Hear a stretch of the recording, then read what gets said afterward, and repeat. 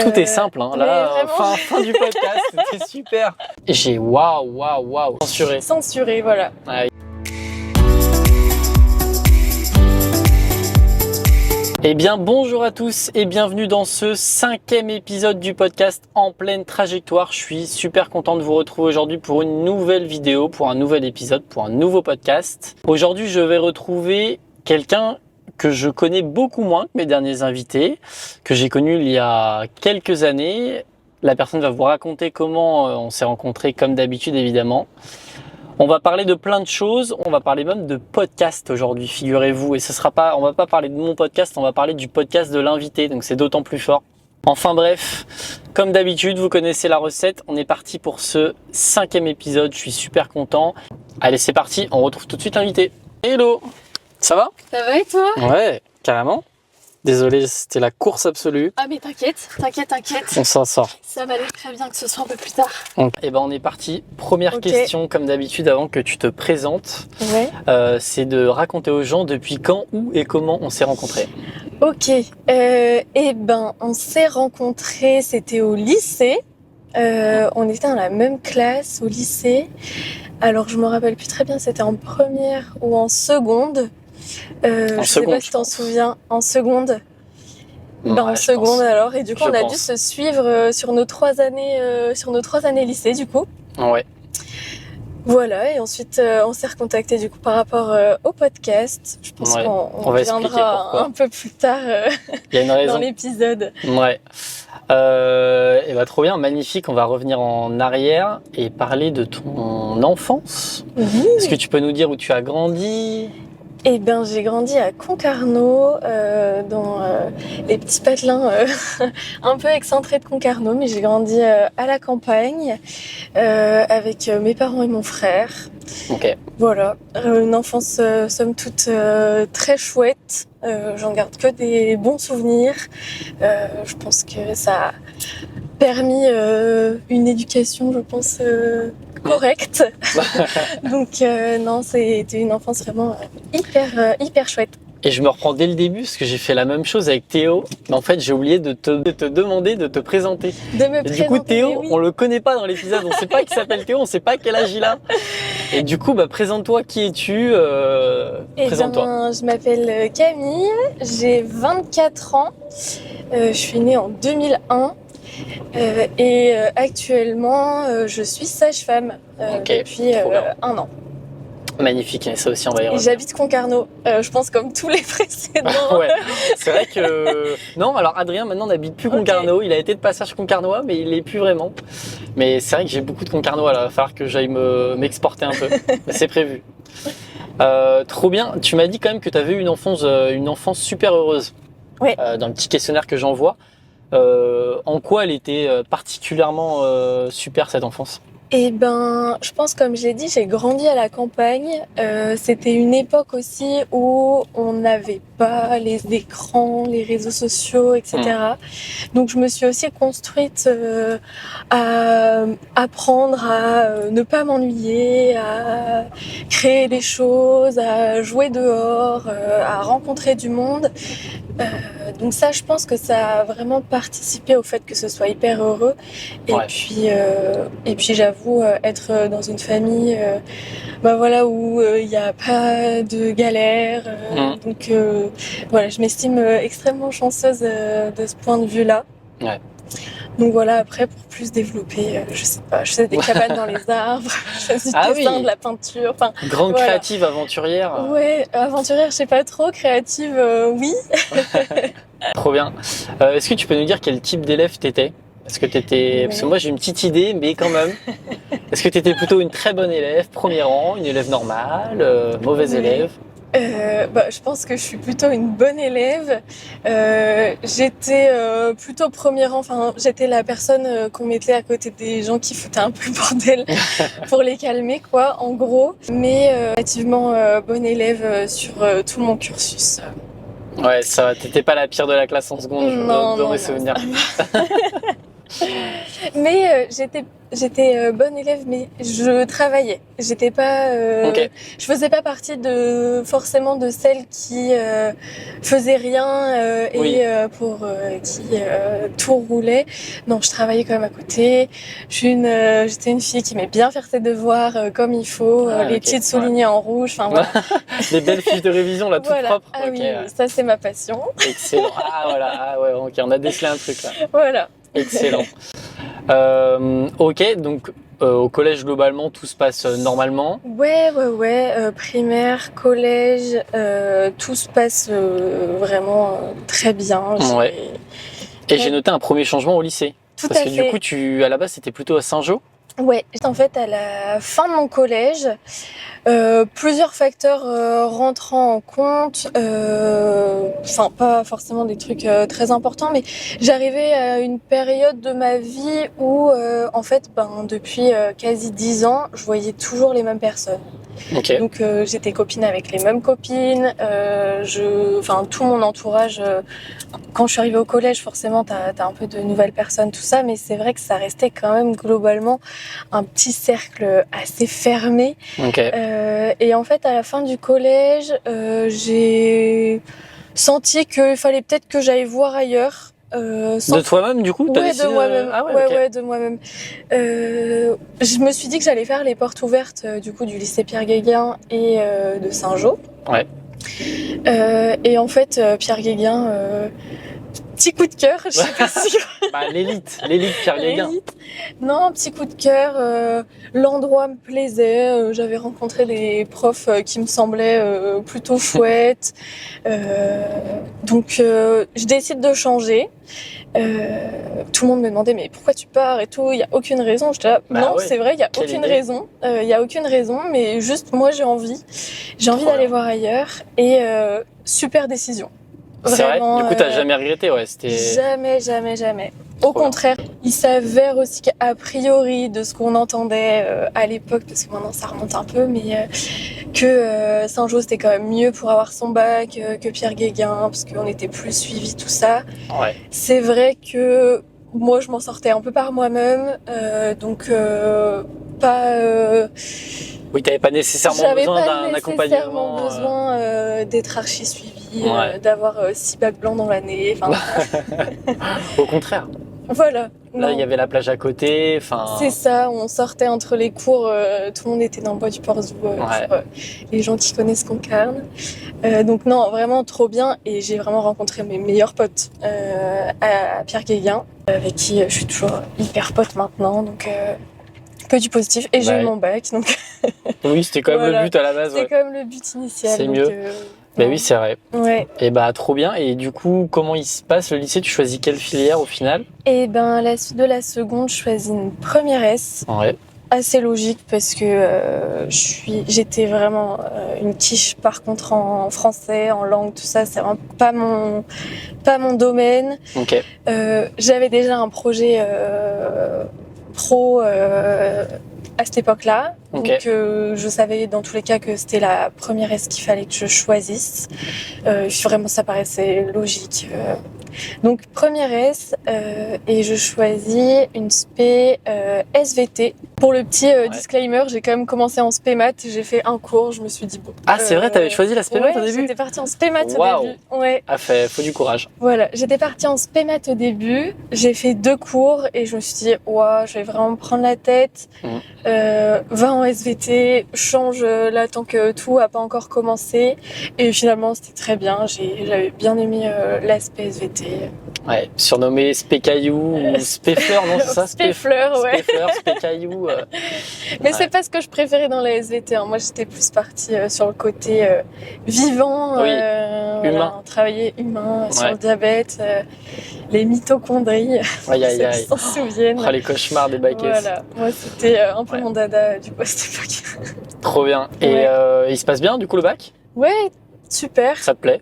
Ça me plaît. Première S, ça me plaît. Je m'en sors relativement correctement. Je passe en terminale, tout pareil. Ça se passe très bien. Wow, petit frein. Ouais, là, le bus là, il nous a surpris là. C'est ça. Donc non, ça se passe hyper bien. Vraiment rien à dire de particulier. Je finis par avoir mon bac. C'est le but. Voilà. Trop bien. J'ai quand même 5 en bac de français. Faut Ah quand oui. même Tu partais le pas en avance, souligner. quoi. Je Ouais. partais pas en avance, mais j'ai mon bac. J'ai du coup une petite mention bien. Ok. À l'époque, voilà, j'étais contente. Et voilà quoi. Ensuite vient le choix post-bac. Le choix post-bac. Parcoursup. Parcoursup. Alors, ça s'est passé comment pour toi? Et ben, pareil, sans trop d'encombre. Tout est simple, hein. mais Là, vraiment. fin du podcast, c'était super. Ouais, du coup, moi j'avais déjà pour projet de devenir sage-femme. C'est quelque chose qui est arrivé très tôt comme envie. Comment t'as eu cette idée-là, du coup, d'ailleurs? Et ben en fait, tout le monde me pose la question, mais je ne sais pas. Ah, Je excellent. ne sais pas. C'est de l'inné. C'est de l'inné, ouais. Je pense qu'on pourrait peut-être parler de vocation, de destin, j'en sais rien. Mais toujours est-il que à partir du moment où j'ai appris que ce métier existait, je n'en connaissais pas du tout tous les rouages maintenant que je suis dedans. Bah ouais. Mais en tout cas, de ce que je connaissais, c'était surtout la pratique des accouchements, l'accompagnement des naissances. Et bien, je me suis dit que c'était ça que je voulais faire de ma vie. Donc j'ai toujours gardé ça. Mais je pense que ça date depuis que j'ai genre 8 ans, quoi, un truc comme ça. Ah J'étais ouais, encore ok. en primaire, ouais. Excellent.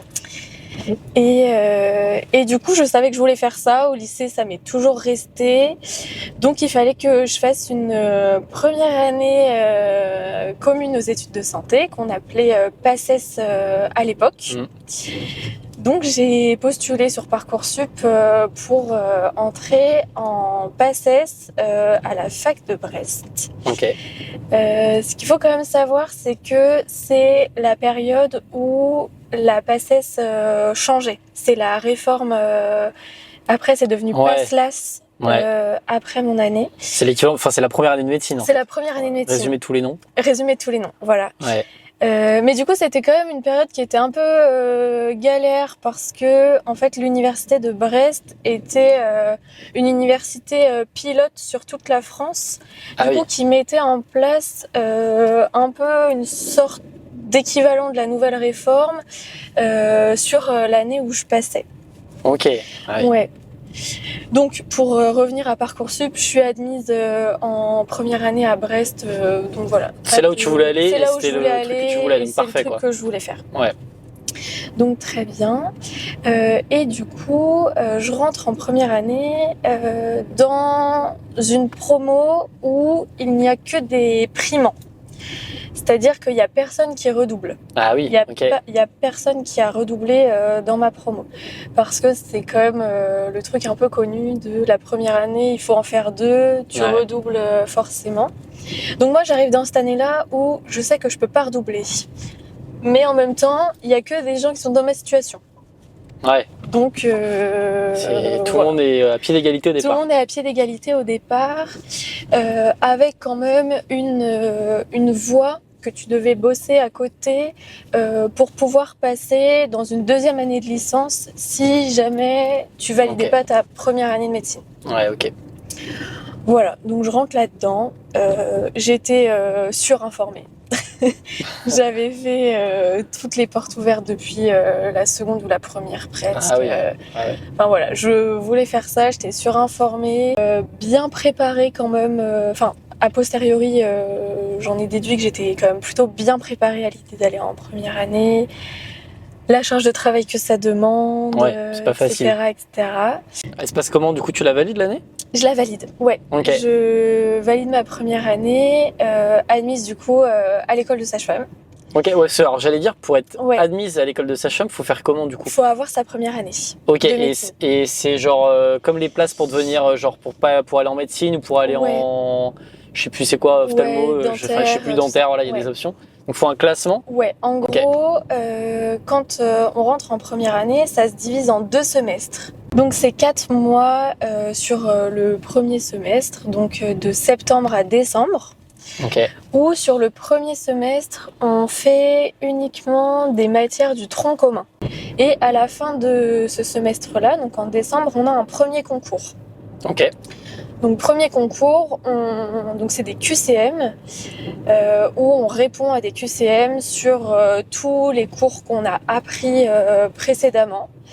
Donc ça peut être des QCM qui sont relativement vastes sur les notions qu'on a abordées et ça peut être des questions qui sont archi précises.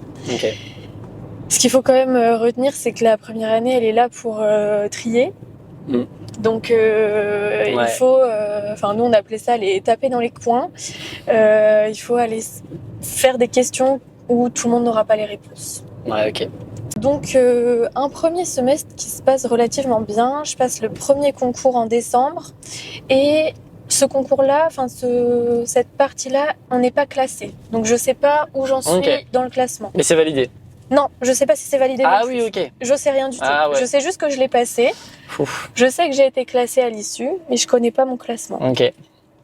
La seule petite notion que je peux avoir, c'est qu'il y a eu un concours blanc peut-être 15 jours ou 3 semaines avant.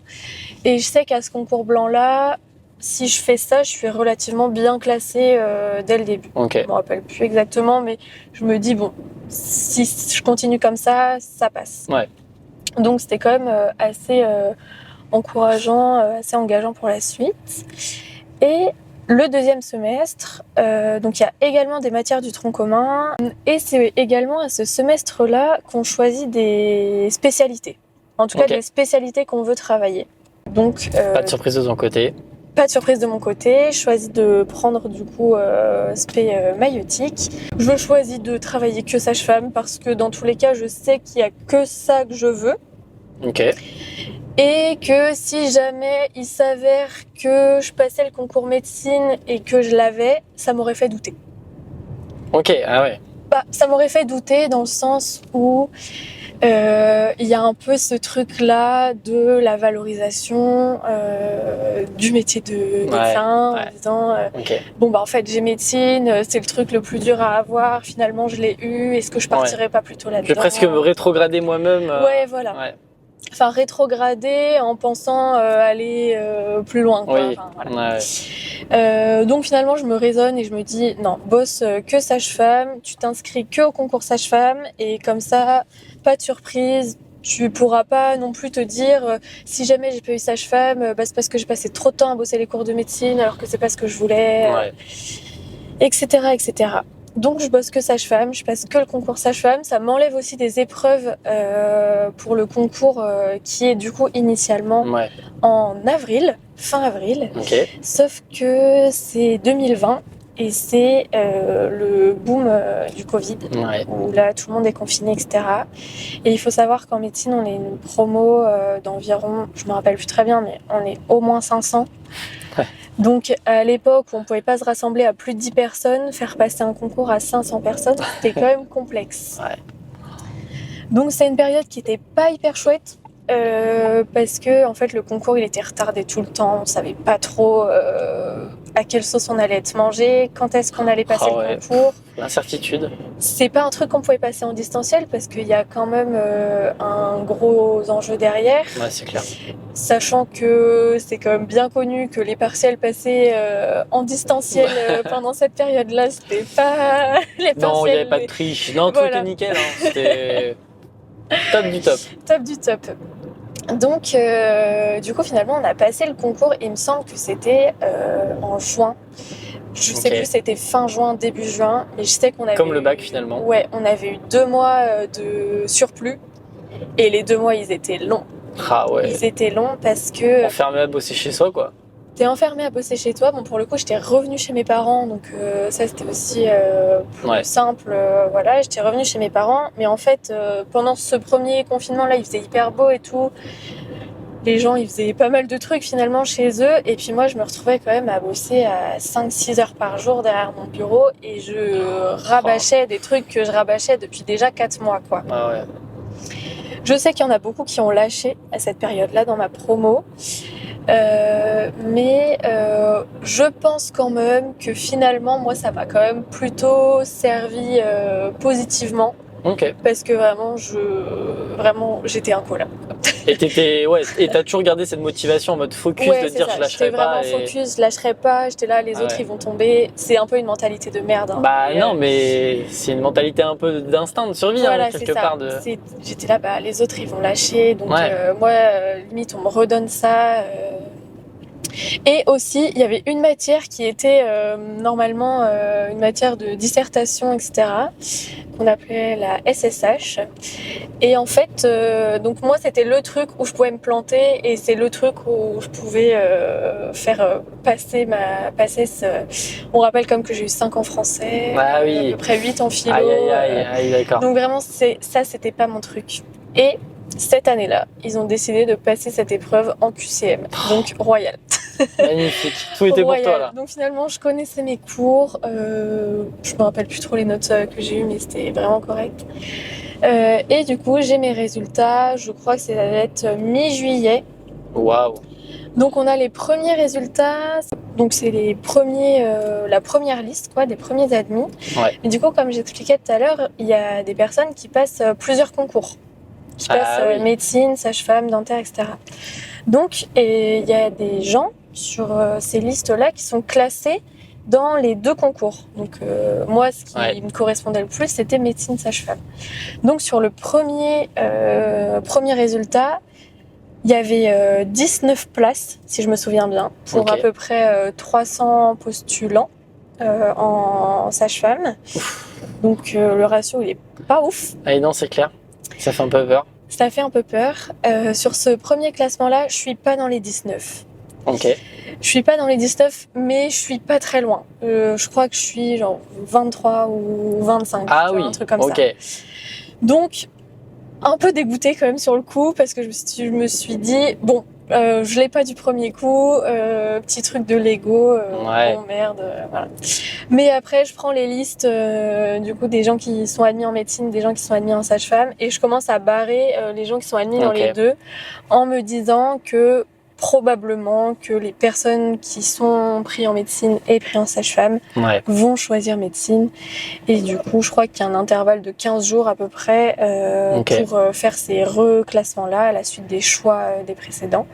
Et du coup, sur le deuxième classement, je suis admise en sage-femme et je suis la plus heureuse. Bah ouais, et attends, ça intervient hyper tard du coup, c'est genre début août, un truc comme ça quasiment quoi. Non, je pense fin juillet, ouais, par là, mi-fin juillet, un truc comme ça. J'ai plus trop la temporalité précise en tête, mais je me souviens que j'étais en vacances avec mes parents, j'avais pas de connexion, on s'est retrouvés en haut d'une montagne qu'on avait randonnée et on s'est retrouvés dans un pauvre bar de montagne à choper de la connexion et à boire un coup parce que voilà, j'étais admise, donc c'était vraiment trop chouette. Bah ouais. Ouais, grave bon souvenir. En même temps, après l'année de galère en médecine, voilà, on peut comprendre. Hein. Mais finalement, j'en garde pas un si mauvais souvenir. Mais dis-le que c'est hyper simple en fait la médecine. Non, c'était pas simple. Enfin vraiment, c'était pas simple. Mais comme je disais, j'étais vraiment préparée. Ouais. Ce qui est important en fait pour peut-être les personnes qui écoutent et qui veulent se lancer là-dedans, c'est de réussir à trouver une méthode de travail et à savoir comment toi tu retiens les choses, parce que personne ne retient forcément de la même manière. Il y a plusieurs circuits de la mémoire, hein, tout ça. Donc il faut essayer de trouver un peu son truc et d'être méga organisé. Et cette organisation-là, je l'avais trouvée relativement vite parce que j'avais regardé plein de vidéos YouTube, non, j'écoutais pas trop de podcasts à cette époque-là, mais regardé plein de vidéos pour connaître un peu quelles méthodes peuvent être les meilleures, etc. Et du coup, je m'étais créé un peu ma propre méthode. C'était la méthode des J. C'est-à-dire, en gros, je voyais le cours à J0, je le voyais à J0, à J1, à J3, je crois que c'était J5, J7, J9, J21. Ouf. Donc en fait, une fois que je voyais le cours, donc je voyais à peu près le cours une dizaine de fois pour le mémoriser. Et donc en fait, une fois que j'avais le cours, j'avais mon semainier qui me suivait tout le temps et je planifiais toutes les révisions. Ok, ah ouais. Je planifiais directement toutes les révisions et dans ces systèmes de J, je sautais les week-ends Ok. pour avoir un peu un backup le week-end pour rattraper forcément le retard que tu accumules un peu dans la semaine. Donc voilà, je faisais cette méthode-là. Donc, moi, dans ma tête, c'était calé. Ouais, ok. Et j'avais mes week-ends pour récupérer mon retard. Et c'était aussi le moment où je faisais des entraînements blancs, ce qu'on appelle des calls. En gros, tu réponds à des QCM qui sont créés par le tutorat de médecine de la fac. Et parfois quand même pour faire des petites pauses. Parce que c'est important. Ouais, bah ouais, tu m'étonnes. Voilà. Et bah trop bien. Et du coup, donc t'arrives, tu réussis ton année, Ouais, trop contente, et dès septembre, tu rentres dans une école ouais, faite pour devenir sage-femme. tout à fait. C'est l'école de sage-femme du coup de Brest. Donc on est une promo où on est normalement initialement 24. Je parlais de 19 tout à l'heure, mais avec la nouvelle réforme, tout ça, il y avait quand même des filles qui arrivaient d'autres passerelles. Donc on est initialement 24. Il s'avère qu'il y a quelqu'un qui ne vient pas à la rentrée, qui ne sera pas remplacé. Ça reste en travers de la gorge à tout le monde. Aïe, aïe, aïe, ah ouais. Voilà. Et du coup, je rentre à l'école de sage-femme, donc Nouveau Monde. L'école de sage-femme, elle se situe dans la faculté de médecine de Brest. C'est plutôt chouette. Et du coup, ouais, là, ça débute une nouvelle aventure, quoi.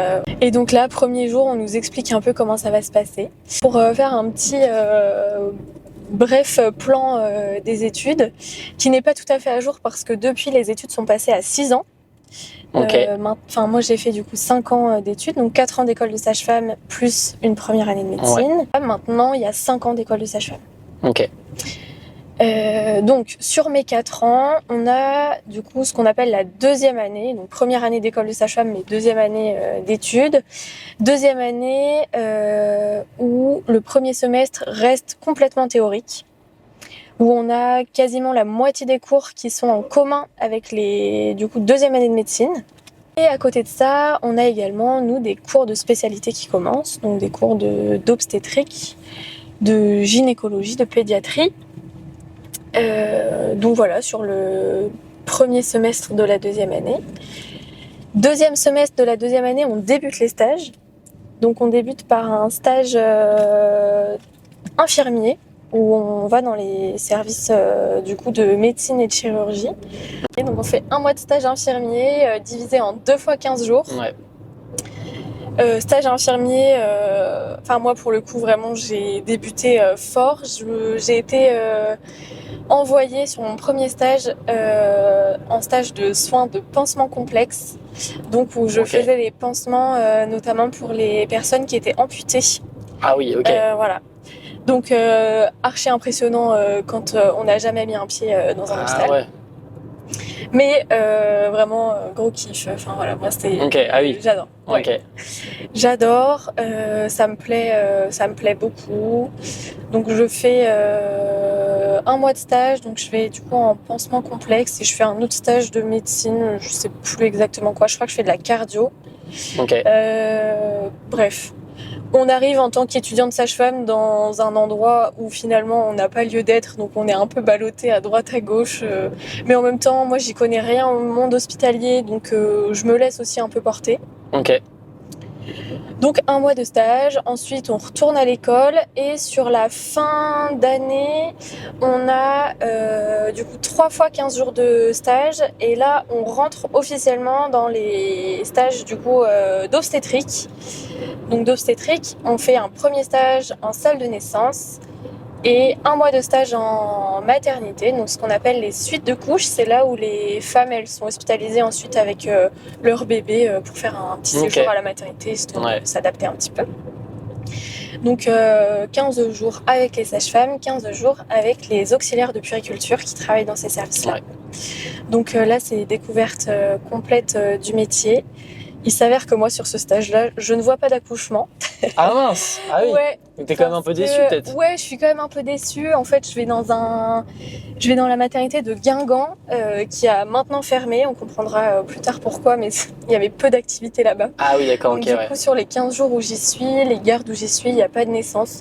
Donc, bon, Ah, ouais. et ben, pas très grave. J'ai quand même découvert plein de choses. Ouais. Un peu frustrée. Et ensuite, à la fin de cette année-là, on a 3 semaines de stage au bloc opératoire. Ok. Où on va du coup en salle de réveil et au bloc opératoire pour voir plutôt tout ce qui est côté anesthésie. Ok, aïe. Voilà. Donc stage pareil, moi j'ai trop aimé ce stage-là. Je suis allée à la Cavale Blanche, gros hôpital breton, du coup avec des blocs qui étaient hyper impressionnants. Donc voilà, fin de deuxième année où je découvre tout ça. Et ensuite s'ensuit 2 années, donc troisième, quatrième année, où on fait de l'alternance court-stage, 3 semaines. Aïe. 3 semaines de stage du coup de sage-femme, donc ça va de sage-femme hospitalière dans les différents services. On passe aussi par les sages-femmes en libéral, donc les sages-femmes qui exercent en ville. Ok. Et on va dans d'autres spécialités. On fait également de la néonatologie. On va dans les services d'aide médicale à la procréation. C'est hyper intense quand même comme rythme. Enfin, c'est rythme intense. d'alternance, mais alternance souvent on est dans des entreprises c'est ça. normales entre guillemets où les horaires sont classiques. Je suppose que là, tu enchaînes quand même. Il faut. Ouais. La plupart des gens ne le savent pas, mais quand on est sage-femme, on travaille en garde. Donc on fait des gardes de 12 heures et on alterne jour-nuit. Ok. Ah ouais. Ouais. Peut-être qu'on reviendra un peu sur mon rythme de vie rituel après, mais du coup c'est un peu ça. Donc on fait des gardes de 12 heures. Sur 3 semaines, on fait 9 gardes de 12 heures. Globalement, moitié-moitié jour-nuit. Après, ça dépend des stages. Il y en a qui sont un peu différents, notamment quand on est en libéral, tout ça, on a plus des horaires de bureau. Mais c'est en partie pour ça que les études s'allongent. C'est plus pour étaler un peu le cursus parce que effectivement c'est quand même hyper intense. Il y a un taux d'abandon qui est quand même important. Ah ouais, du coup, même sur vous êtes une vingtaine du coup, au départ. moi sur 24, on était 20 diplômés. Il y a un truc quand même qui m'a aussi interpellé, c'est que tu as fait ton cursus de sage-femme comme toutes les élèves le sont, mais tu as quand même essayé de t'investir plus que ça, plus qu'au-delà des études. C'est ça. C'était quoi des assos, enfin qu'est-ce que tu as fait? C'est avec des assos étudiantes du coup dans lesquelles tu t'investis? En gros, à la fac, du coup, il y avait des assos étudiantes, comme il y a un peu dans toutes les facs, j'imagine. Et en gros, moi, dès ma deuxième année, je suis arrivée à l'école, je connaissais personne. Ça faisait peut-être une semaine qu'on était en cours. Je vais à l'assemblée générale du coup de la corporation des étudiants de sage-femme de Brest. Donc je vais à l'assemblée générale parce que pourquoi pas. Et en fait, il s'avère qu'à cette assemblée générale, il manque du monde pour intégrer le bureau. Et du coup, je me dis bon, pourquoi pas. Je décide de me lancer dans le truc. Je vais vite fait parler avec celle qui va devenir la présidente. Et je lui dis écoute, je vois que ce poste il manque quelqu'un. Du coup c'est le poste de vice-présidente générale. Donc, quand même dès le début quoi. Dès le début. Bon c'est moins important que l'appellation. Et je lui dis écoute, ça me chauffe bien. Après c'est ton bureau, c'est toi qui me dis. Elle me dit écoute de toute façon il y a personne. Donc vas-y let's go. Du coup, je me retrouve deuxième année dans l'asso de sage-femme. Alors, c'est quoi le but de cet asso? Le but de l'asso, c'est d'organiser des événements, notamment des événements tout au long de l'année. Ça passe par des soirées, des événements caritatifs. On organise aussi le gala de fin d'année de l'école des sages-femmes. L'objectif, c'est de créer des événements, de créer plein de choses. Avec un peu les moyens du bord, quoi. Et je continue l'année suivante, du coup en coprésidence avec la présidente de l'année passée. Donc notre petit duo avait vraiment bien fonctionné. Finalement. Le il y a que toi se transforme en une aventure. Donc l'année suivante, on prend la présidence de l'asso. Voilà, on fait pas mal de trucs. C'est vraiment une expérience vraiment top. Même en termes de développement d'autres compétences, parce que j'apprends à être sage-femme, mais bah voilà, comme je disais tout à l'heure, on arrive à la fac, on est quand même relativement hyper jeune, on sort du lycée, on n'a pas grande expérience Ouais, dans la vie. ouais, Donc carrément. ça, bah, ça permet rien que d'aller voir des banques pour demander des subventions, d'aller voir les comités du coup au niveau de la fac, pareil pour demander des subventions, présenter des projets, monter des projets, trouver des partenaires. Enfin voilà, Bah ouais, ouais. c'était hyper enrichissant. Et voilà, je conseille à tout le monde qui veut se lancer de se lancer. Trop bien. Et du coup, alors d'année en année, t'as dit que t'occupais des postes un peu différents. Ouais, Ça dernière a évolué. année, du coup, j'occupe sur ma dernière année un poste qui est un poste de représentation. Je fais ça avec une amie. On fait de la représentation du coup des étudiantes sages-femmes de l'école de Brest au niveau national. Donc en fait, on fait partie du conseil d'administration de l'ANESF, donc l'Association nationale des étudiants et étudiantes sages-femmes du coup de France. Ok. Donc on est administratrice de cette association-là. Ouais. Et on se rend tout au long de l'année aux différents conseils d'administration où sont votés nombre de positions que doit adopter cette association-là, donc l'ANESF. Ok.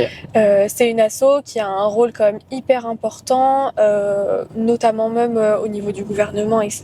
Parce que c'est des associations représentantes de la profession. Ah oui, Donc, ok. quand il y a des lois à faire passer, on parlera de la loi de la sécurité sociale, ce genre de choses-là. Cette association-là, elle a largement sa voix. Et du coup, nous, en tant que membres du conseil d'administration, on porte la voix des étudiantes sages-femmes de notre école, du coup au niveau national. Donc ouais, en vrai, petit enjeu. Et pareil, j'ai appris plein de choses, rencontré du coup d'autres sages-femmes, enfin d'autres étudiantes sages-femmes ouais. du coup de France. Donc hyper intéressant. Et on avait aussi un rôle d'administratrice au sein du coup de la FEDEB. Et là, cette association-là, c'est l'association qui regroupe la plupart des associations étudiantes sur le secteur de Bretagne occidentale. Ok. Donc pareil, c'est une fédération de territoire. Pour ceux qui s'y connaissent peut-être un peu en asso. Donc voilà, on était également administratrice à ce niveau-là. Donc là, c'était plutôt des questions d'ordre territorial. Ok. Bon, super précis. Ouais. Trop bien, donc on a compris que tu avais été quand même bien investi. Et en parallèle de ça, il y avait un autre petit projet perso, mais ça on parlera juste après. Juste après. Est-ce qu'il y a eu une... Parce que alors pour l'instant c'est tout beau tout rose quand même. Hein. Ouais. Je tiens à le signaler, c'est magnifique comme parcours. Est-ce qu'il y a eu une petite galère quand même jusqu'à la fin de tes études ou des petits trucs qui t'ont marqué? Tu as des déceptions, des trucs quand même qui te sont arrivés? Ben... Ou pas du... Non mais alors si c'est pas du tout, vrai, tant mieux, on le souhaite à personne. Ouais, hein. je pense que j'ai quand même une bonne étoile au-dessus de ma tête. C'est beau. Mais sincèrement, j'ai pas eu, en tout cas d'ordre professionnel, disons, étudiant, de grosses galères. Franchement, tout se passe plutôt bien. Enfin, j'ai à peine eu des rattrapages. Après, ça peut être plus des trucs qui m'ont plutôt choqué Ah ouais, sur mes stages, etc. Quoi. Okay. Des situations compliquées à gérer en stage. Oui. Ouais. Des situations qui sont quand même pas faciles quand... T'as un exemple Bah, si je sors ça de but en blanc, c'est un peu compliqué, mais voilà, quand on est sage-femme, on n'est pas forcément là que quand ça se passe bien. Ouais. Donc ça, tu le vis déjà pendant les études? Ouais, en fait, on est directement intégré dans les équipes, dans les services. Ouais. Quand on arrive en stage, même là maintenant, quand j'arrive dans mes journées de travail, je sais pas ce qui va m'arriver dans la journée. Ouais.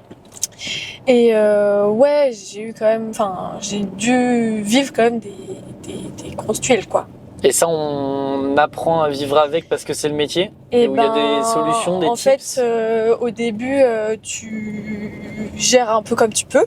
Ouais. Parce que faut gérer... Pendant la formation, on vous en parle ou pas? Ouais, on nous en parle. Ouais. Ok. Pour le coup, Brest, c'est quand même une école qui est hyper bienveillante pour les situations qui sont complexes à vivre en tant qu'étudiante. Voilà, on a quand même des personnes sur qui se reposer, mais voilà, on reste quand même humaine, Ah bah parce oui, qu'on est quand même principalement des femmes. Quand on est face à la mort, c'est compliqué, quoi. Et oui, surtout chez les enfants, Surtout je suppose. chez les nouveau-nés, voilà, ça reste quand même des choses qui sont complexes, que ce soit la mort ou que ce soit d'autres grosses urgences vitales. On est quand même, quand on est étudiante, on est quand même en retrait dans ces situations-là, mais on est là. Oui. Mais en même temps, vraiment, on peut pas forcément servir à grand-chose, parce que parfois c'est des situations où c'est... que tu connais pas, que voilà, puis c'est tu sais de pas encore l'urgence, traiter. ce qu'on peut, c'est plus déranger qu'autre chose. Donc voilà, notre rôle, c'est quand même plutôt de se mettre en retrait. Après, plus on augmente dans les années d'études, plus on a aussi des compétences et plus on peut participer aux situations.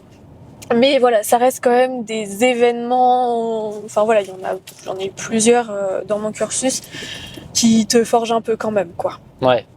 Bon, après, c'est peut-être mieux que ça arrive aussi pendant la formation quelque part pour être accompagné aussi et entouré. Oui. Et puis après, le monde de la sage-famerie est quand même un monde bienveillant globalement.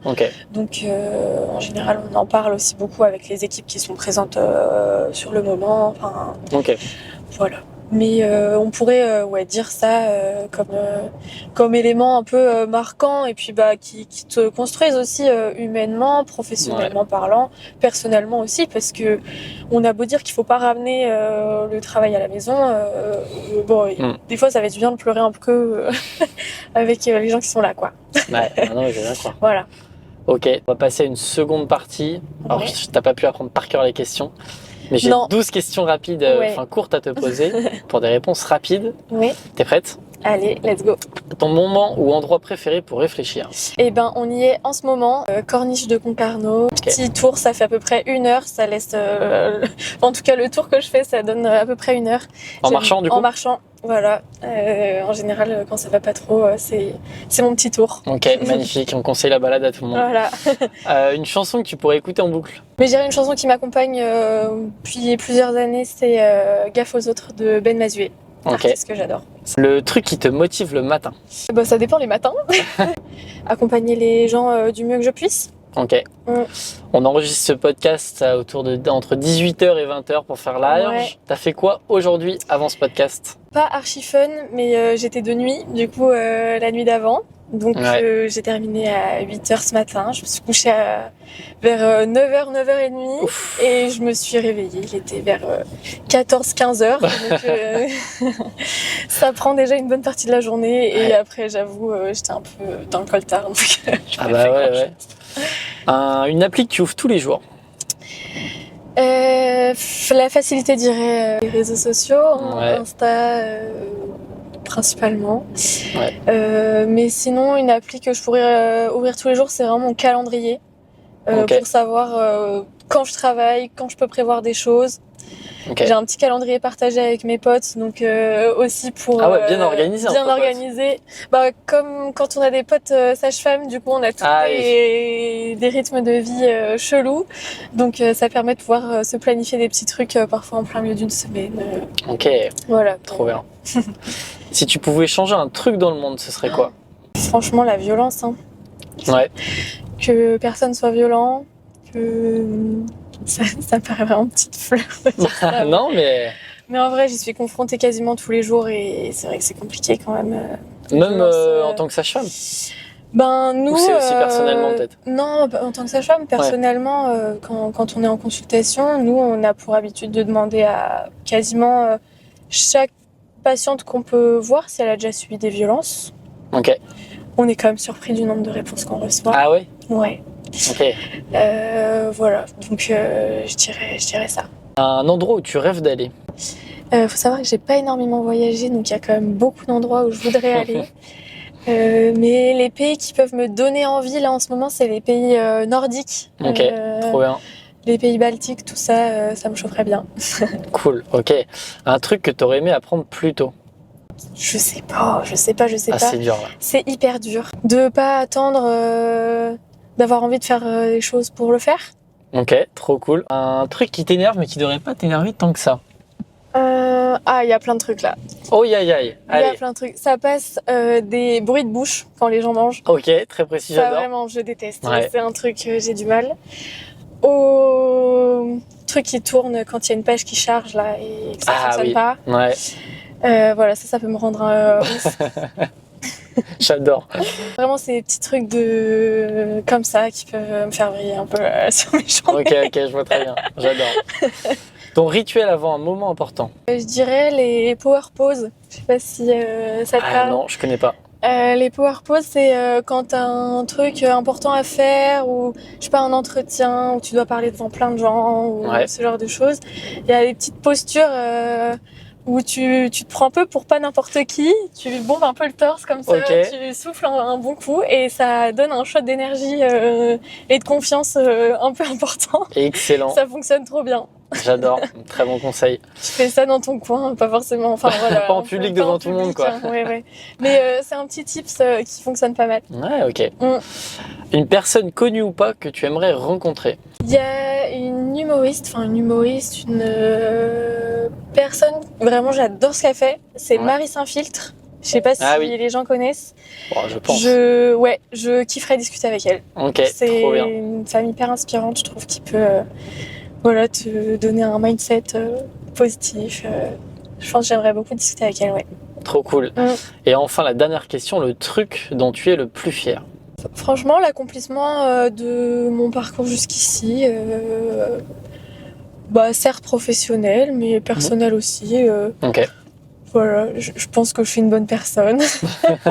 Donc voilà, non, je dirais ça. Et puis forcément, ma famille, les gens qui m'entourent, voilà, c'est que des gens que j'apprécie et je suis heureuse qu'ils fassent partie de ma vie. Donc je dirais ça.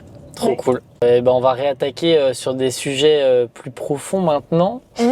Et le premier truc dont je voulais parler, c'est le fameux projet qu'on a zappé que tu as monté pendant tes études et qui me concerne maintenant indirectement. Voilà. C'est le sujet podcast. Tout à fait. Qu'est-ce que tu as fait en 2022? Est-ce que tu peux nous raconter? Du coup, en 2022, je décide de créer un podcast. Pourquoi déjà? Comment te vient l'idée? Alors, pendant mes études, j'ai découvert le monde du podcast. Ok. Parce que depuis ma première année, mes petits moments de pause, c'était souvent des moments où je me suis mise à écouter des podcasts. Parce qu'à cette époque-là, j'avais coupé les réseaux sociaux, donc j'avais pas de distraction possible. Voilà. Et du coup, j'écoutais des podcasts et j'ai commencé à mettre le doigt dedans. Et puis, je suis partie dans ce monde-là qui m'a énormément plu, intéressée. Je pense que je suis tombée aussi sur les bons podcasts au bon moment.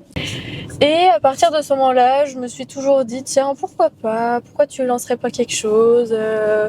Mais je n'avais aucune idée de quoi parler. Je ne savais pas de quoi parler. Mais tu avais quand même envie de te lancer. Mais j'avais envie de me lancer. Oui, ok. J'avais envie de me lancer. Et puis les premières années passent et puis j'ai pas le temps et puis j'y pense plus forcément. Enfin, ça me reste un peu en tête parce que je continue toujours à écouter du podcast. Ok. Mais voilà. Et un jour, je ne sais pas non plus comment c'est arrivé dans ma tête. Probablement lors d'une de mes balades sur la corniche. Mais je me suis dit, donc on était en 2022. Moi, j'étais dans ma 4e année de sage-femme, donc équivalent Master 1. Ouais. Je me suis dit, en fait, là autour de moi, t'as plein de monde qui font des trucs qui sont complètement différents. C'est peut-être aussi de là que toi c'est parti, mais ça ressemble un peu, pas tout à fait, mais du ok. coup ça explique la différence de concept aussi, qui est un poil différente. T'as plein de gens autour de toi, ils font des trucs complètement différents. À chaque fois que tu discutes avec eux, ça t'intéresse trop. Et à côté de ça, il y a forcément des gens dans nos entourages qui disent je sais pas quoi faire, je sais pas quoi faire après le bac, même pendant le bac, je sais pas quoi faire, etc. Et du coup, je me suis dit, tu veux faire un podcast. Pour l'instant, t'as rien trop trouvé sur les plateformes qui ressemblent à ça. Crée-le. Ok. Et quand je disais tout à l'heure, pas attendre de trouver le bon moment ou tout ça pour se lancer, je me suis dit, j'ai regardé le prix des micros sur internet. Ouais. Je me suis dit, bon, ça coûte pas trop cher. Ok. Faut compter une bonne centaine d'euros. Donc ça reste un petit budget quand même. Mais, là, autour de toi, t'en as vite fait parler à certaines personnes, ça les chauffe. Trop bien. Écoute, let's go. Du coup, Ok. là, j'ai commencé à regarder parce que je ne savais rien faire. Hein. Je ne savais rien faire, je ne savais pas monter, je ne savais pas enregistrer. Enfin, je ne savais pas comment fonctionnait un micro. Je connaissais par contre pour le coup, en gros, moi les podcasts que j'écoutais, la structure un peu que doit avoir un podcast, Ouais, ok. un peu le mode de fonctionnement, le mode interview, ce genre de choses. Ok. Enfin, le mode interview. Enfin, je me prends pour qui à dire ça, mais Bah si, c'était le mais concept. en gros, enfin voilà, la manière Ouais. de poser les questions, La structure d'un épisode. voilà, la structure d'un épisode, tout ça, je le connaissais parce que j'en écoutais beaucoup. Ouais. Du coup, été 2022, je me lance, donc j'achète un micro, je me mets du coup sur une plateforme d'hébergement de podcast. Ouais. Et puis je commence à monter mes petits trucs, je fais une petite intro, je mets de la musique. Ouais. T'as tout fait toute seule? Ouais, j'ai Communication, j'ai logo et tout? tout fait tout seul, ouais. Canon le logo, j'aime beaucoup moi. La DA et tout. Ouais, et écoute, je regardais plein de trucs pour savoir quelle couleur il faudrait plus que j'utilise Trop pour bien. parler de mon truc et tout. Enfin, ouais, vraiment, je me suis un peu donnée sur le truc. Ouais. Et puis, été 2022, je commence à enregistrer des podcasts. Ok. Du coup, j'enregistre chez moi, enfin chez mes parents. Alors, tu peux réexpliquer le concept Ouais, du coup, bien que tu avais trouvé? Ouais, bien sûr. Du coup, mon podcast, il est encore dispo, il est plus actif. Ouais, on mais, peut donner le nom et tout, je le mettrai. Ouais, est du trop coup, bien. mon podcast, ça s'appelle Et toi, tu fais quoi sous forme de questions. Et c'est un podcast où je recevais du coup des jeunes. Globalement, c'était globalement, je dirais, je crois que le plus jeune c'était mon frère, il avait 18-19 ans, jusqu'à 26 ans, je crois, Ok. la plus âgée. Et du coup, sur le podcast, je revenais avec eux. Je m'intéressais surtout à leur parcours étudiant. Ouais. Je parlais rapidement de leur enfance, etc. Mais je rentrais pas trop dans les détails. C'est des podcasts qui duraient environ entre 20 minutes à 45 minutes. Ouais. À peu près. Et j'ai interviewé, je crois que j'ai fait 17 épisodes. Ok. 17 épisodes, je sortais un épisode par 15 jours, donc 2 épisodes par mois. Parce qu'il faut rappeler que j'étais comme pendant mes études et tout, c'était quand même un peu... Oui. Voilà, c'était un petit truc un peu chaud niveau timing, mais après, j'étais très contente de le faire. Et j'avais beaucoup enregistré du coup sur l'été, parce que je faisais mes études à Brest. Ouais. Les principales personnes que j'interviewais du coup venaient plutôt de Concarne. Ouais. Et voilà, et du coup je parlais de ça, je montais mes petits épisodes. Donc c'était plutôt tourné pour les lycéens ou début d'étudiants peut-être qui remettaient leur parcours en jeu. C'était plutôt une question d'orientation. Ouais, c'était plutôt une question d'orientation. Mais j'ai kiffé. Franchement, j'ai kiffé. Ouais. J'ai fait ça du coup sur une année scolaire, donc 2022-2023. Et ensuite, je me suis dit que j'allais le mettre en pause parce que je rentrais dans ma dernière année d'études, qui est une année qui est connue pour être assez intense. Ouais, donc je me suis dit, là pour le coup, c'est peut-être un peu tenter le diable de me mettre une pression, de réussir à tenir le rythme parce que c'est quand même l'objectif de tenir un rythme. On m'appelle en plein épisode, j'ai même pas mis le silencieux, putain, sans déconner, le mec est nul.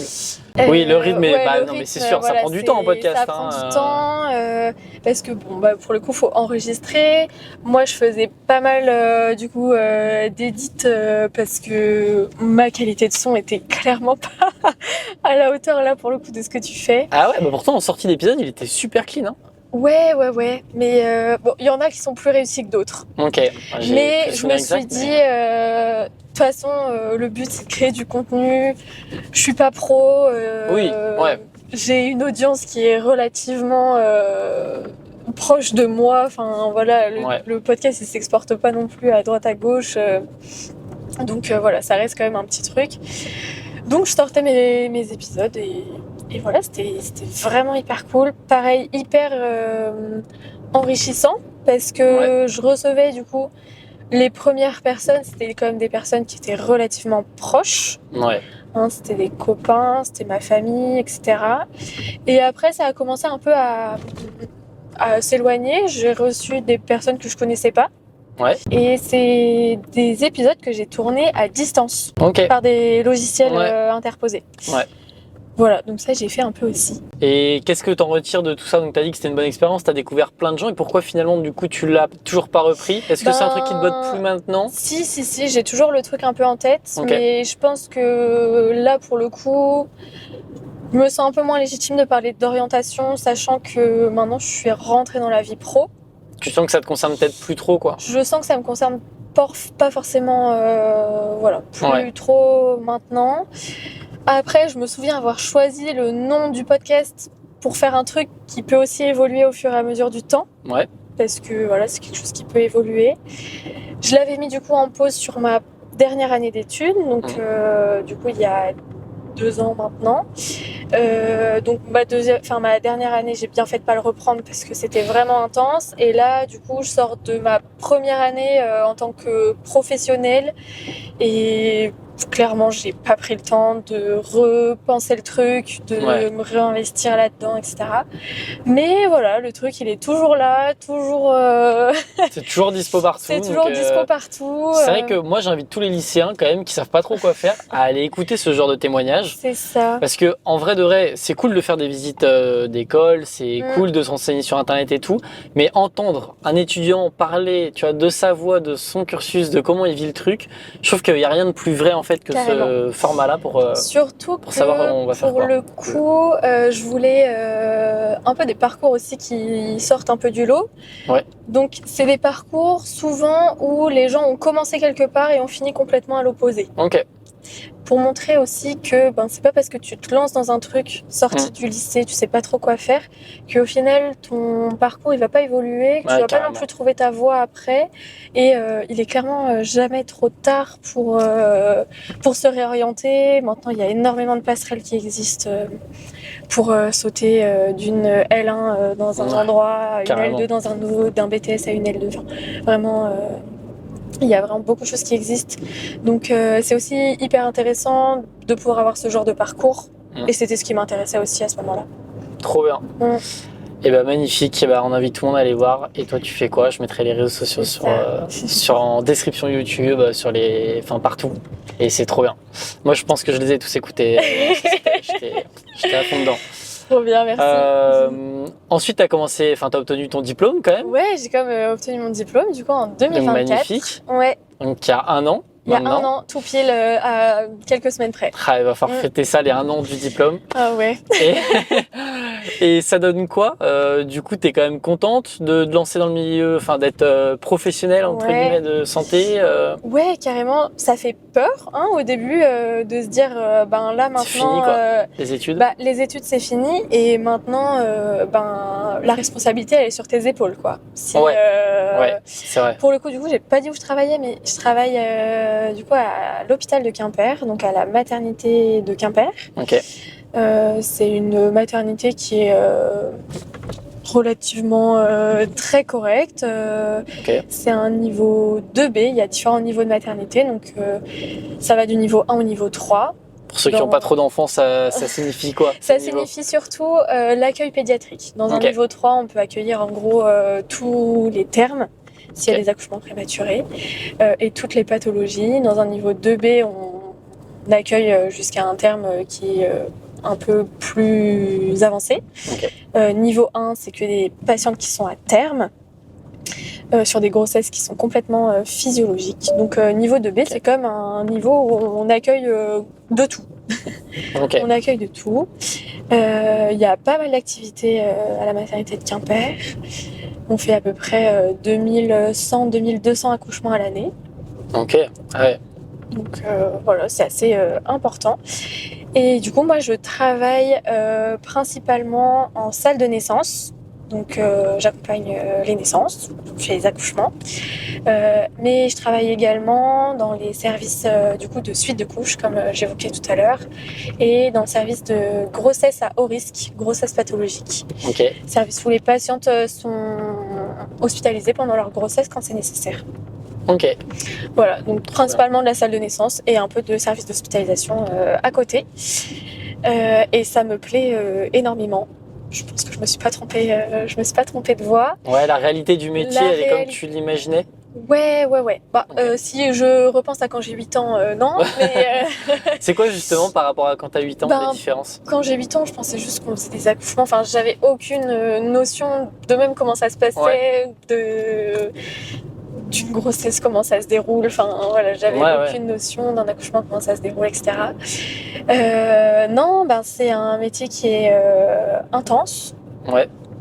Intense, c'est un métier où la responsabilité, elle est importante. Mais je me fais harceler, c'est la première fois que je me fais harceler de coups de téléphone. Cet épisode, c'est dingue quoi, il y a rien qui veut quoi. Non mais... Oh. Ouais, c'est un métier où voilà, on a une responsabilité qui est quand Ouais. même vraiment assez importante. Enfin, après, toute mesure gardée bien sûr, mais voilà, quand on suit des accouchements, enfin des suivis de travail, on a quand même plusieurs vies en jeu, quoi. Bah oui, ouais.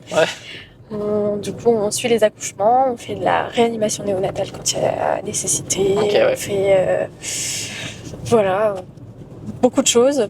Mhm. Et puis, donc le matin, moi quand je vais travailler, je sais, enfin le matin ou le soir du coup, parce que je travaille et de Oui. jour et de nuit. Ouais. Mais en tout cas, quand je prends une garde, je sais jamais ce qui va se passer. Parce que 12 heures, c'est long, il peut se passer vraiment beaucoup de choses en 12 heures. Mais c'est aussi ce qui est hyper stimulant. Ok. De pas savoir sur quel genre de couple, enfin couple ou patiente seule d'ailleurs, tu vas tomber, quel genre de grossesse, est-ce que ça va être quelque chose de simple, est-ce que ça va être quelque chose de compliqué, est-ce que ça va être simple jusqu'à la fin, est-ce que ça va se compliquer au fur et à mesure de la journée, est-ce que je vais suivre que une patiente, est-ce que je vais en suivre 5 parce que c'est le bordel, enfin Ouais. voilà. Et est-ce que t'as déjà eu je sais pas, la question elle me vient comme ça, mais t'as déjà eu une situation où tu t'es dit merde, je sais pas comment je vais faire pour gérer seul? Un truc où tu vois un peu grave qui t'est arrivé, enfin qui arrive et toi tu te dis mince. En fait, on n'est jamais franchement seul parce que du coup, en salle de naissance, on est au moins Ok. 3 sages-femmes. Ah oui, ok. On est au moins 3 sages-femmes, plus si jamais c'est nécessaire. Enfin voilà, il y a une petite, voilà, on peut s'organiser autrement. Et nous, quand même, ce qu'il faut savoir dans le métier de sage-femme, c'est qu'on est du coup experte dans la physiologie. Ouais. C'est-à-dire qu'on peut tout faire quand tout se passe bien. Ok. Mais à partir du moment où il y a une pathologie quelconque, on doit soit demander l'avis à un gynécologue obstétricien, Ouais, ok. soit passer la main. Ok. Enfin, passer la main. On passe pas non plus complètement la main, mais par exemple, si il faut qu'il y ait une césarienne, s'il faut qu'il y ait une extraction par des instruments quelconques, là, nous, on n'a plus les compétences. Et dans ce cas-là, on demande l'avis à un gynécologue obstétricien. Ok. C'est pareil pour le suivi de la grossesse. Si pendant la grossesse, il y a quelque chose qui se passe mal, ça sort de nos compétences. Donc, on est obligé de passer la main. Ok. Donc, sur une situation critique, on n'est jamais seul. Et pareil, par contre, typiquement sur les réanimations néonatales, donc nous, on est complètement formés à la réanimation néonatale. Donc quand les bébés sont pas forcément dans un super état de forme dès la naissance, donc nous, on sait réanimer. Mais par contre, quand ça va trop loin dans la réanimation, on passe la main au pédiatre. Ouais, ok. Trop bien. Voilà. Et ce rythme de vie là, pour revenir dessus, où parfois t'es de nuit, parfois t'es de jour, c'est quand même pas compliqué à gérer. C'est pas évident. Après, c'est vrai que pendant les études de sage-femme, on est quand même bien préparé parce que on a ce rythme-là depuis globalement 4 ans. Plus ou moins, mais voilà. Mais non, c'est pas quelque chose qui est forcément hyper évident parce que t'as un rythme de vie qui est aussi en décalage avec les gens qui t'entourent. Bah oui. Parce que principalement les gens, ils bossent de 9h à 18h en gros. Ils ont leur week-end, leur vendredi soir, tout ça. Nous, c'est vrai que les week-ends, on les travaille souvent. Ouais. On alterne du coup jour-nuit. C'est vrai que c'est quand même une spécificité du métier de sage-femme. Il n'y a pas beaucoup, même à l'hôpital, de personnes qui travaillent avec ce rythme-là. Mais en gros, là, pour prendre cette semaine comme exemple, du coup, j'ai fait la garde de lundi de jour. Donc, c'est-à-dire que j'ai fait 8h, 20h. Mardi, donc hier soir, j'ai commencé ma garde à 20h. J'ai terminé ce matin, donc mercredi à 8h. Ouais. Et je retravaille vendredi à 8h jusqu'à 20h et je fais la nuit de samedi à dimanche. Ok. Voilà. Sympa. Ça, c'est une semaine qui est... Je peux pas souvent... Enfin, le maximum de gardes qu'on peut faire par semaine, c'est 5. C'est pas souvent le cas. Souvent, le max, c'est 4. Ok. Mais lycée sur le mois, après, ça fait un temps plein parce qu'on a quand même parfois plus de jours de repos. Mais quand on doit se remettre d'une garde de nuit, c'est quand même pas pareil que d'une garde de jour. Ouais. Il faut quand même anticiper un peu sa nuit. Moi, je sais que je dors avant mes nuits, je dors après mes nuits. Donc ça te prend quand même du temps. Mais après, voilà, c'est un rythme aussi qui est agréable dans le sens où en plein milieu de semaine, t'as des jours où tout le monde bosse et toi, t'es chez toi et tranquille, quoi. C'est un rythme en décalé, mais qui a ses avantages et ses inconvénients. Voilà, ça a ses avantages et ses inconvénients. Ouais. Donc non, moi pour l'instant, ce rythme me convient globalement. Aussi parce que je suis jeune, je vis en coloc, mais je vis relativement toute seule, quoi. Ouais. Donc t'as pas une vie...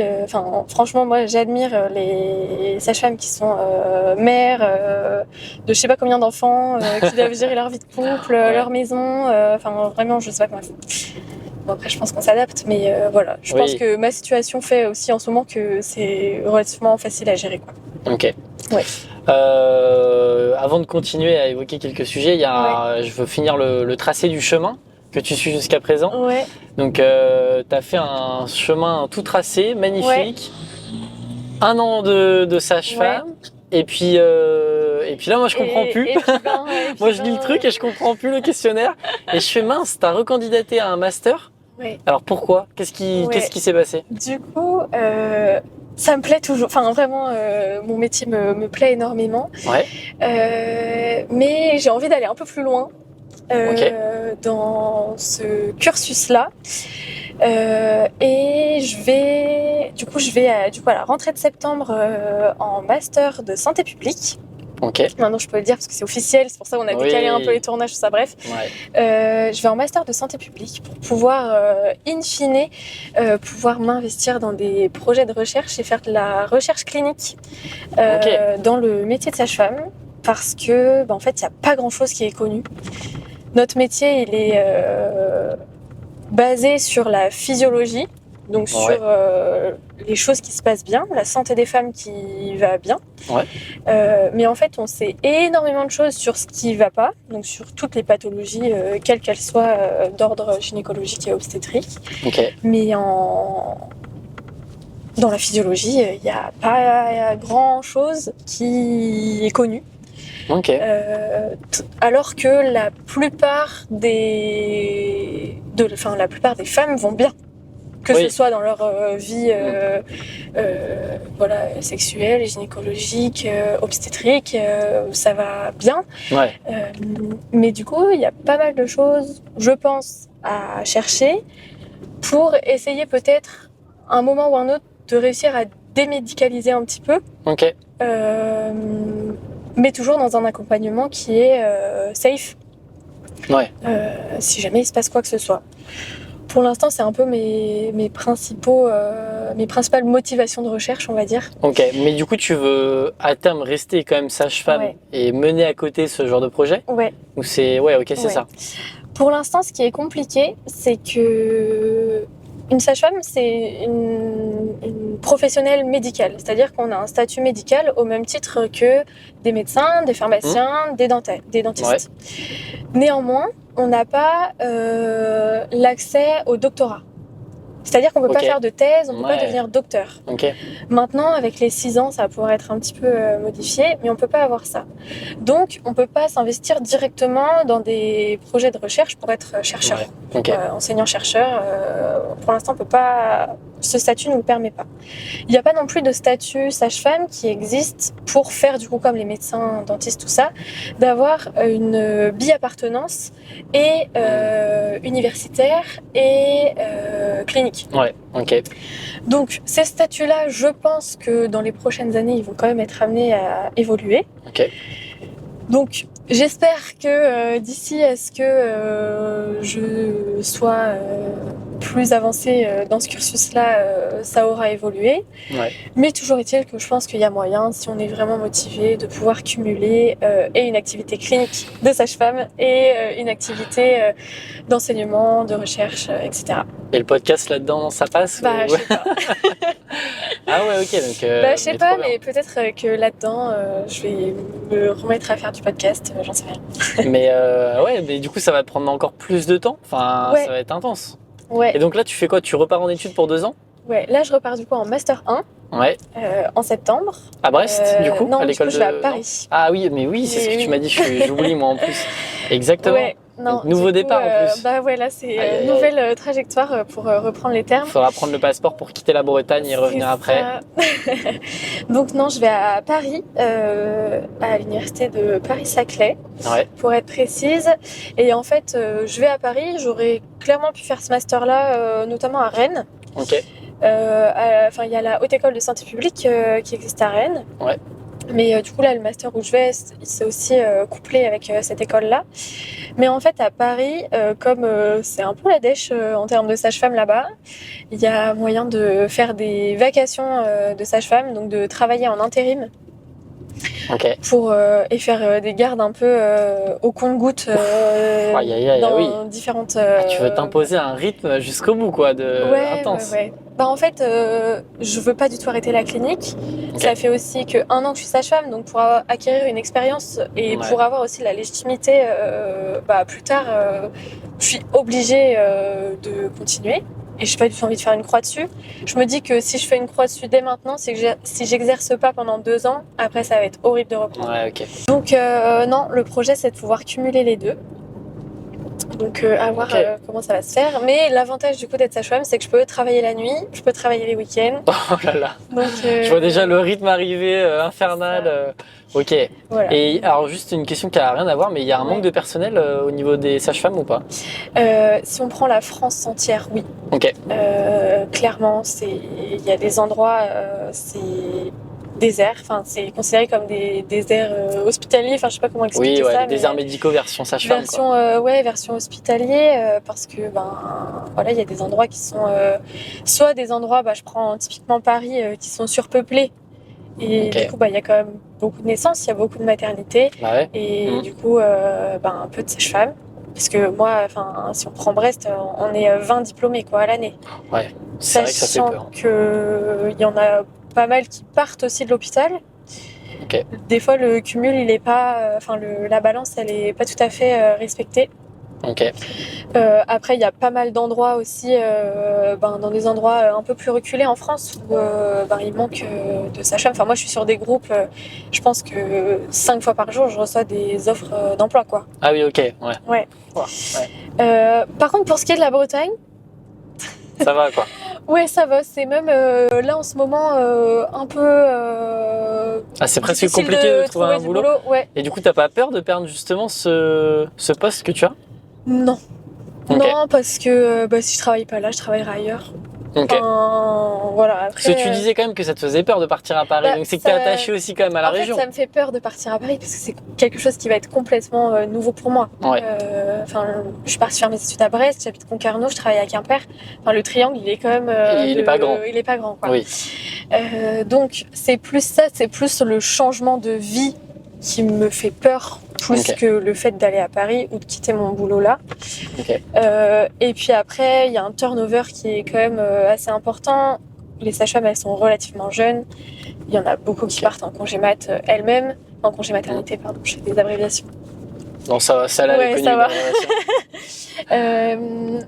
Donc voilà, il y a quand même un turnover qui est assez important. Et puis, est-ce que je reviendrai travailler à Quimper? Je sais pas. Ok. Peut-être, peut-être pas. Je sais pas trop de quoi va être faite ma vie là, les prochaines années. Donc je me laisse le bénéfice du doute. Mais je me laisse aussi le bénéfice que le nouveau projet que j'entreprends là me plaise pas du tout. Oui. Et c'est pas Ouais. non plus exclu. Ouais. Mais en même temps, pour comparer aux jeunes qui se lancent dans des nouvelles études, etc., moi j'ai déjà un métier. J'ai un métier où je peux gagner ma vie. Je peux travailler, enfin même si je ne travaille pas dans l'endroit où je peux trouver du travail demain si j'ai envie. Donc Ouais. je prends pas du tout un risque qui est énorme de me lancer là-dedans, quoi. Ok. Et donc tu pars à Paris, tu Ouais. redeviens Étudiante. étudiante. Ouais. Tu pars là dans Je pars un mois du coup? dans 2 mois, ouais. 2 mois? T'as Ouais. déjà ton appart? Bah non, galère. Bah ouais, Paris quoi. Bon bah tous ceux qui écoutent, hein, Bah appart voilà, à Paris. si jamais vous avez mon dossier est prêt. Si jamais vous avez des bonnes adresses, je suis preneuse. Bah ouais, ok. Mais non, là c'est mon Et objectif. c'était un concours pour entrer sur le Non, master? c'est, Ou c'était juste Bah, une en fait, candidature par dossier? c'est une candidature par dossier que j'ai fait directement à l'université. Donc tu dis être en plein changement donc de Ouais. trajectoire. Ouais. Donc c'est donc professionnel, on l'a compris. Mm. Et personnel, c'est aussi lié, je suppose, à ce changement professionnel du ouais, parce que je vais dans une ville que je connais pas, dans une Ouais. ville que je connais pas, je connais un peu, mais voilà, dans une moindre mesure. Ce qui me rassure, c'est quand même que j'ai des potes là-bas. coup. Ok. Donc j'y vais pas non plus solo Ouais.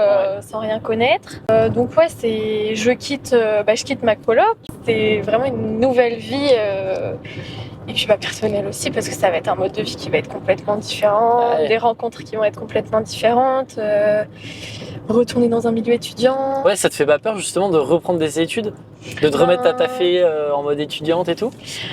Bah je pense que vous avez un peu compris, j'aime bien ça. Enfin, j'aime bien ça. À la fin de mes études, j'en avais marre, mais un peu comme tout le monde. Ouais. Mais non, ça me fait pas peur. Ça fait qu'1 an que j'ai quitté l'école. Ok. Je pense que c'est le moment ou jamais pour le faire. Et puis j'ai pas, enfin c'est un moment de ma vie aussi qui est assez opportun. J'ai pas de prêt, j'ai pas de, enfin voilà, j'ai rien qui me retient franchement ici. Donc non, c'est le moment. Je pense que si je le fais pas maintenant, je le regretterai plus tard. Ok. Et puis au pire, je le regretterai là. Et puis c'est pas grave. Faut tenter. Et puis on verra bien de quoi demain est fait. Mais là, c'est vrai qu'à 24 ans, d'être quand même dans une routine de je vais au boulot, je rentre chez moi, j'ai des petites activités à côté, mais bon, c'est pas hyper stimulant. J'habite dans une ville où certes, c'est très sympa, mais voilà, je cherche peut-être un peu plus, quoi. Ok. Ouais, justement, tu disais que aussi que tu te posais beaucoup de questions en ce moment, période de questionnement. Ouais. Mais t'as l'air quand même assez sûr de toi finalement dans tes choix. En fait, je suis sûre de moi, mais en même temps, c'est parce que c'est aussi un flou. C'est un peu une mise en inconfort en fait. Ouais, c'est un peu une mise en inconfort, tout à fait. Ouais. Je trouve, enfin, ce que j'avais un peu raconté dans ton petit questionnaire là, mais on a un âge où, 24 ans, 25 ans, où c'est pas évident. Parce que d'un côté, globalement, on a tous un peu terminé nos études, Ouais. plus ou moins, mais on arrive un peu sur la fin.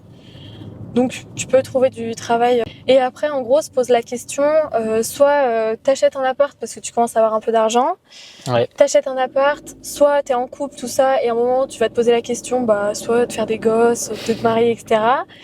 Ou Ouais. soit, en fait, t'as envie de tout reprendre parce que t'es jeune, t'as encore l'énergie et que tu peux faire plein de trucs. Mais c'est un peu perturbant parce que même moi, personne dans mon entourage, c'est un peu ça, quoi. Il y a un peu de tout.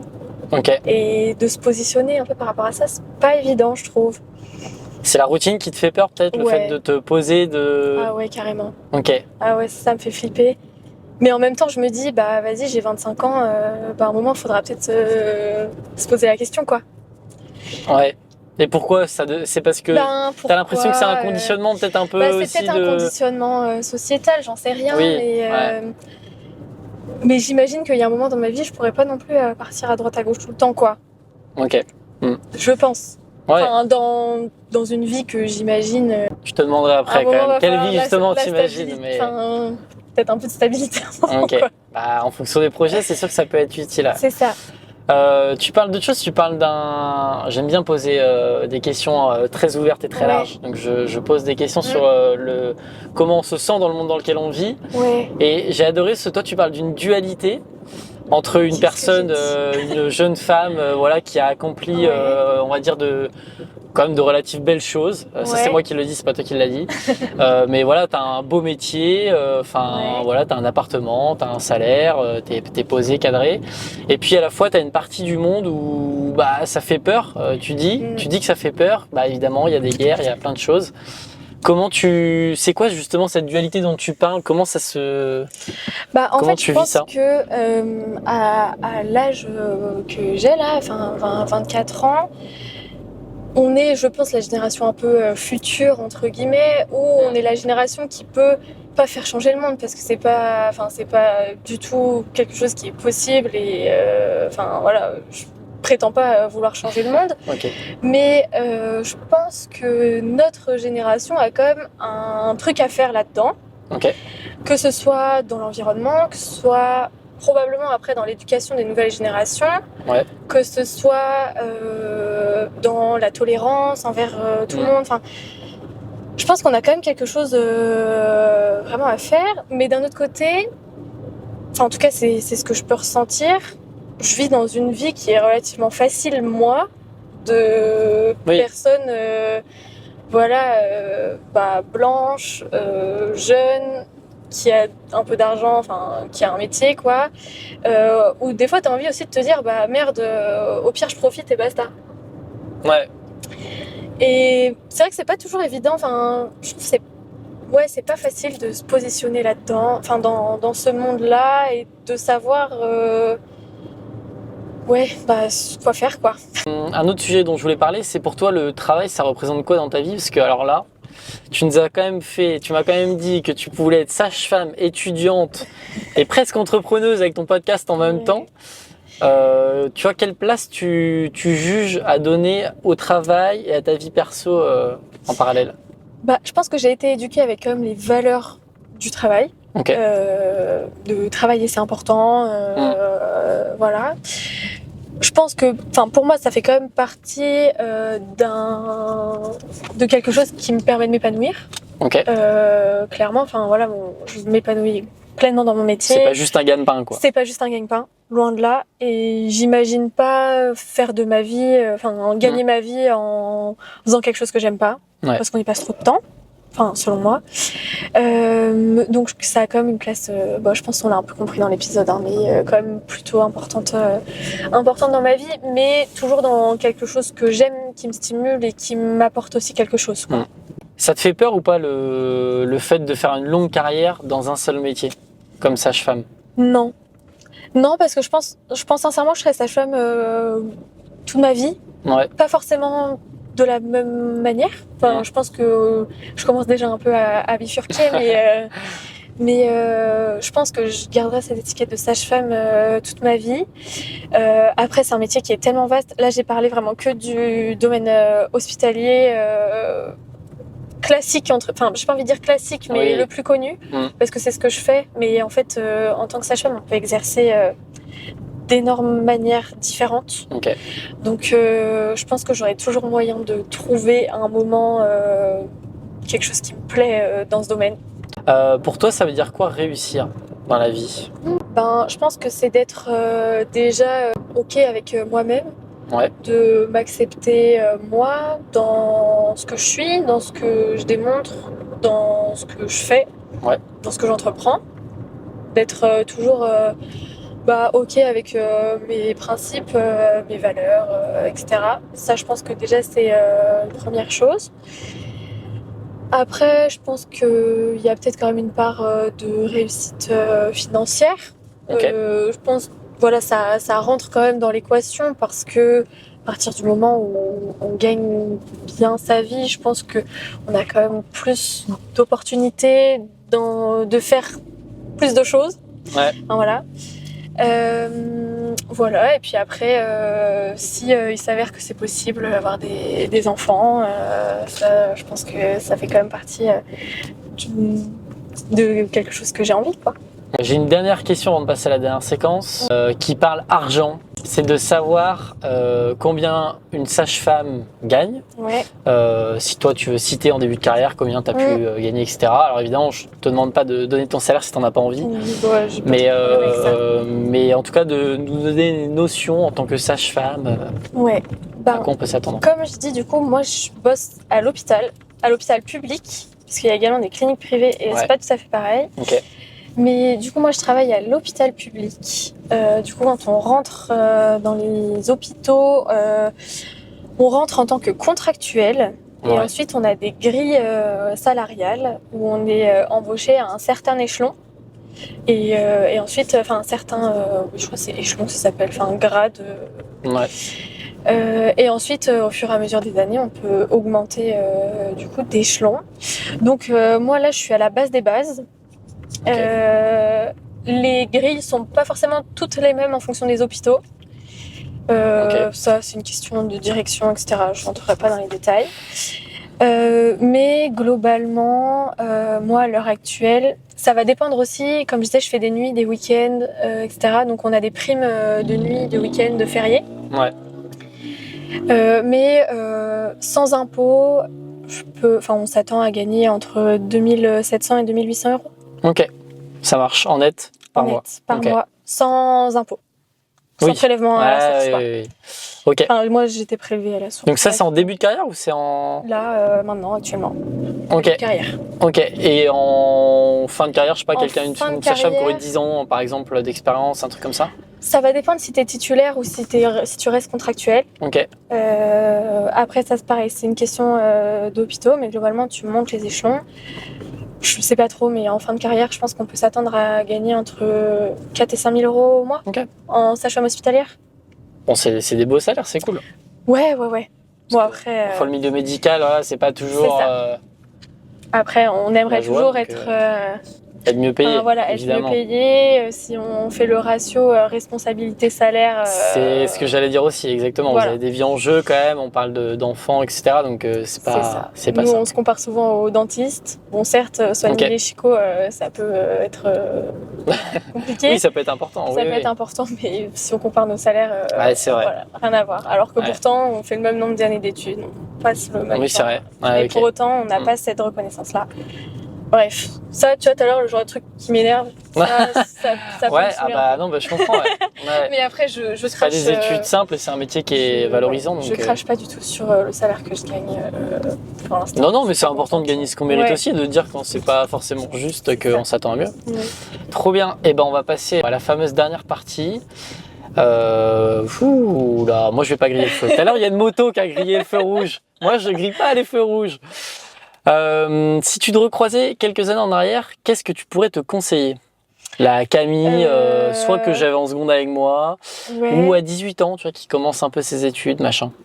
Ouais, bah, je pense, je me dirais de pas avoir peur de me lancer. Enfin, je pense que quand tu m'as connue, j'étais plutôt réservée, timide, voilà. Maintenant, ça a un peu évolué. Je pense que j'ai gardé toujours un peu ça, mais voilà, plus oser. Voilà, pas trop se poser la question et d'y aller, quoi. Trop bien. Sans avoir peur. Si tu croisais quelqu'un, si tu avais quelqu'un qui était un peu perdu au milieu de son parcours, qu'est-ce que tu lui conseillerais? Alors, au-delà d'aller écouter tous tes podcasts, évidemment. Ce que je lui conseillerais, c'est déjà peut-être de faire un point sur ce qu'il aime dans la vie. Pas forcément sur ce qui paye plus, ce qui est le plus simple, etc. Mais déjà de partir de ce qu'on aime, de voir ce qui est possible à partir de là. Et puis de se lancer, soit... Oula, on a failli buter un oiseau maintenant. C'est rocambolesque, vraiment, aujourd'hui. De partir de ce que vous aimez et puis d'essayer de construire un projet à partir de là. Mon cousin, invité numéro 3 du podcast. Il se passe que des trucs. C'est dingue, on n'a pas pu faire un épisode normal aujourd'hui. Et d'aller écouter tes podcasts, évidemment. Je le rajoute encore, au cas où les gens seront bien revenus, je pense, ils vont y aller. Toi, du coup, tu vas te sentir obligé de le relancer. Ouais, c'est ça. Non, mais ça fait un moment que je suis pas allée écouter. Tu vois, ça me fait un peu peur, tu vois, de me redire, attends, je vais réécouter ce que j'ai fait. C'est quoi la suite pour toi? Alors, tu m'as parlé un petit peu de ce que tu aimerais plus tard. Justement, est-ce que tu peux nous détailler qu'est-ce que tu aimerais faire dans 2 ans, 5 ans, 10 ans? Ben, c'est hyper flou. Je pense que 5 ans en arrière, j'aurais pu très bien dire où je serais dans 5 ans. Ok. Là, dans 5 ans, sincèrement, j'en sais rien. Ouais. J'espère réussir à accomplir le projet dont j'ai parlé tout à l'heure. Ouais. Et puis, je pense qu'il y a beaucoup de choses que je ne connais pas dans ce milieu-là. Ok. Donc, découvrir, me faire kiffer, être heureuse dans ce que je fais. Et Sur le voilà, plan personnel, qu'est-ce que tu aimerais pour toi dans les prochaines années? sur le plan perso, T'as parlé d'enfants déjà?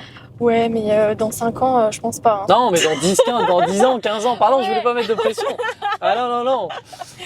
Non, mais plus tard, dans ta vie. Plus tard, j'aimerais bien avoir une belle maison un peu reculée face à la mer, Ok. hein, avec des grandes fenêtres. Voilà, j'ai un peu le truc dans ma tête. Ah, je vois bien, ok, stylé. Voilà, stylé. Ça, et puis ouais, je me vois bien élever des enfants. Pas trop. Ok. Et voilà, être heureuse et continuer à faire ce qui me plaît, quoi. Perso, pro, tout quoi. Eh ben, je sais pas si tu as retenu ça, mais en fait, à chaque épisode, il y a une question de l'invité pour l'épisode suivant. Ah, j'aurais dû écouter du coup. Bah ouais, t'aurais pu anticiper. Ouais, alors la question, je suis content que tu l'aies pas écoutée et moi, elle va me faire sourire, mais c'est très drôle. Okay. Mathias, qui était mon invité donc, du dernier épisode, mais c'est dingue les oiseaux, mais ils veulent qu'on... C'est un truc de fou. Mathias voulait te demander si jamais tu avais passé un bon épisode en ma compagnie. Bon moment. Écoute... T'as le droit d'être sincère, tu peux dire non. Non, mais sincère, non, hyper chouette. Je trouve que t'allais dire non horrible, j'ai eu peur. Non, hyper chouette. Ça m'a fait plaisir de retrouver les micros, etc. Ouais. Non, hyper chouette. Comme je disais tout à l'heure, je pensais pas parler aussi longtemps. Voilà, j'espère. On a battu des scores. C'est vrai. On a battu des scores de remplissage de carte SD, ça c'est sûr. Ça, c'est vrai. Non, en tout cas, j'espère que l'épisode vous aura plu. Voilà, mais en tout cas, hyper bon moment. C'est passé trop vite. Trop bien. Eh ben, on va bientôt s'arrêter pour aller prendre quelques photos. Mais avant ça, il faut que tu adresses une question à l'épisode suivant que je tourne demain matin. Demain matin. Ouais. Donc évidemment, je peux pas te dire qui c'est, pas d'indice. Ta question, elle peut parler de tout. Pas de tout. Non. Tu sais que j'aurais pu préparer la question parce que j'ai quand même écouté les épisodes, hein, mais je ne l'ai pas fait. Mais à chaque fois, là, il y a un cut de 2 minutes à peu près, c'est bon. Où les gens sont là, Alexis, là, on va cutter. Hein. Je fais ouais, t'inquiète. Allez, tout à l'heure on a vite fait parler de baisse de la natalité, de vouloir avoir des enfants, etc. J'aimerais savoir si du coup la personne souhaite avoir des enfants. Okay. Si elle souhaite avoir des enfants, pourquoi? Okay. Et si elle ne souhaite pas en avoir, pourquoi? Ok, c'est beau sujet sage-femme en plus. Ouais, tu vois, ça va regrouper un peu tout. C'est fort, ok, je note. Magnifique, moi je vais m'arrêter là, en fait je vais faire une marche arrière de fou furieux, parce que, à mon avis, ça va être pas mal, en fait il y a un peu de verdure, donc je me dis qu'on va d'abord en faire là, et qu'après on va s'approcher. J'espère que l'épisode aura plu. Moi, faut pas que j'oublie de noter la question pour demain, parce que ça m'est arrivé de tourner 2 épisodes d'affilée et d'oublier de noter la question, j'étais comme un gogol. À bientôt tout le monde, et moi ce que je dis aux gens chaque fois c'est ciao. Salut. Merci d'avoir écouté cet épisode du podcast En pleine trajectoire. N'hésite pas à t'abonner au compte Instagram, à la chaîne YouTube ou encore sur nos comptes Spotify, Deezer et toutes les plateformes d'écoute. Tu peux également mettre 5 étoiles sur les plateformes d'écoute si le podcast te plaît. À bientôt pour un nouvel épisode d'En pleine trajectoire.